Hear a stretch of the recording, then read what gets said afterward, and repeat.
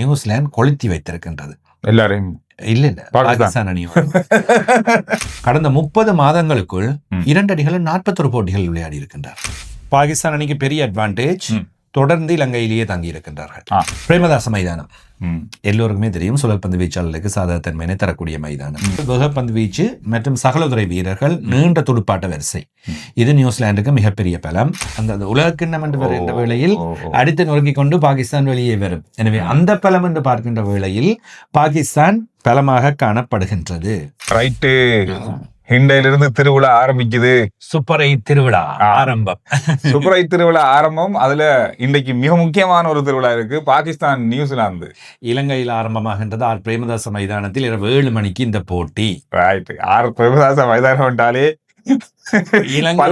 இலங்கைக்கு தான் பிரச்சனை. பல ரணகலங்களை தருகின்ற மைதானம் அது. அதோட மட்டும் இல்லாமல் ஒரு கொதிநிலையிலே இறங்கி நேற்று கொஞ்சம் குளிர்நிலைக்கு வந்திருக்கின்றது. நேற்று இரவு மழை, நேற்று கடும் மழை. மாலை வேளையில் 5 மணி தொடக்கம் ஒரு 4:30 தொடக்கம் 7 மணி வரை மழை. அதுக்கு பிறகு மழை இப்போது வரை இல்லை.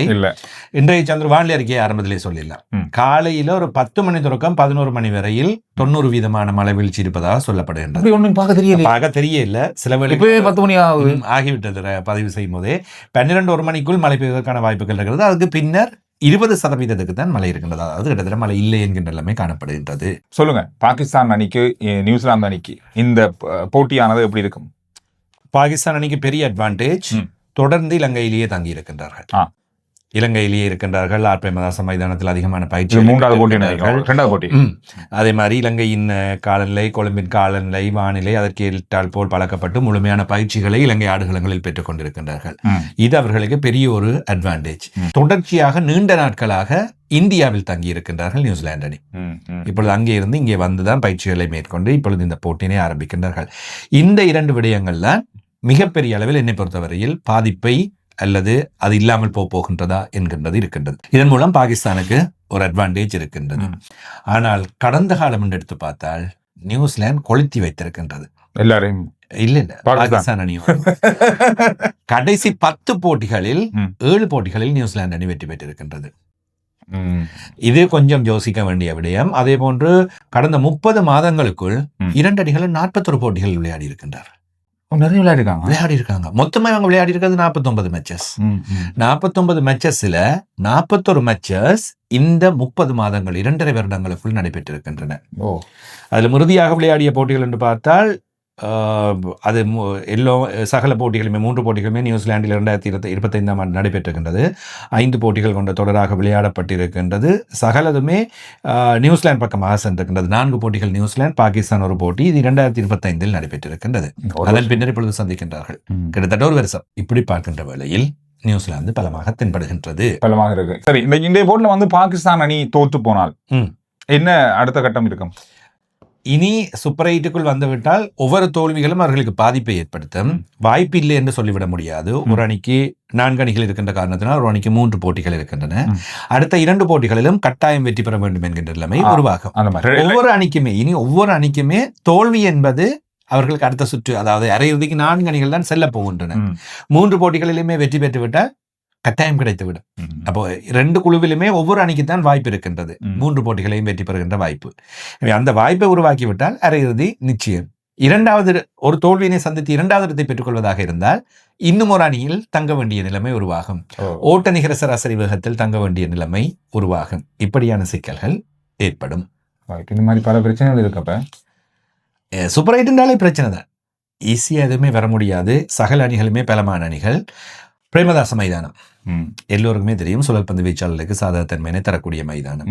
எனவே இந்த மைதானத்தில் சுழற்பந்து வீச்சு எப்படி கை கொடுக்க போன்றது? 2 பக்கமும் சுழற்பந்து வீச்சு நன்றாக இருக்கின்றது. ஆனால் சுழற்பந்து வீச்சில் பாகிஸ்தான் கொஞ்சம் மேலே இருக்கிறது. அந்த ஒரு பிளஸ் பாகிஸ்தான் அணிக்கு இருக்கு அப்படின்னு தான் சொல்லலாம். ஏன்னா அணி விபரங்களையும் பார்த்து கொண்டால் அதே போன்று மிச்சல் சென்டர் அணியின் தலைவரே சுழல் பந்து வீச்சாளர். அவர் நல்ல முறையில் பந்து வீசிக் கொண்டிருக்கின்றார். எனவே அவர்கள் எவ்வாறு செயல்பட போகின்றார்கள்? வேகப்பந்து வீச்சு மற்றும் சகலதுறை வீரர்கள், நீண்ட துடுப்பாட்ட வரிசை, இது நியூசிலாந்துக்கு மிகப்பெரிய பலம். பாகிஸ்தானை பொறுத்தவரையில் நிரந்தரமற்ற அல்லது ஓட்டங்களை பெற தடுமாறி கொண்டிருக்கின்ற முன்வரிசை துடுப்பாட்ட வீரர்கள் அல்லது துடுப்பாட்ட வீரர்கள் என்றே பொதுவாக சொல்லலாம். எப்பொழுது ஓட்டங்களை பெற்றுக்கொள்வார்கள், எப்பொழுது பெறமாட்டார்கள் என்பது பாகிஸ்தானை பொறுத்தவரையில் சிக்கல். அது நாங்கள் சொல்லவே தேவையில்லை, எப்பொழுதுமே தெரியும். எனவே நியூசிலாந்துக்கு அந்த சிக்கல் இல்லை. எத்தனை ஓட்டங்களை அடித்தாலும் துரத்தி அடிப்பார்கள், ஃபைட் பண்ணுவார்கள்.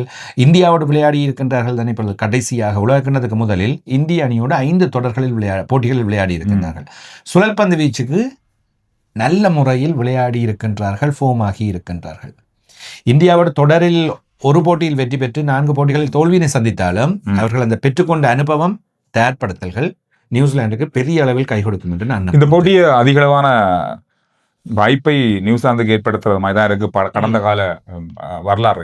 அந்த இந்த ஒரு வருஷத்துக்குள்ள நடந்த போட்டிகளை 30 மாதத்துக்குள்ள நடந்த போட்டிகளையே அதிகமா வந்து வென்றிருக்கிறது நியூசிலாந்து. முழுக்க பலம் ஆதிக்கம் செலுத்தி இருக்கின்றது பாகிஸ்தானுக்கு எதிராக.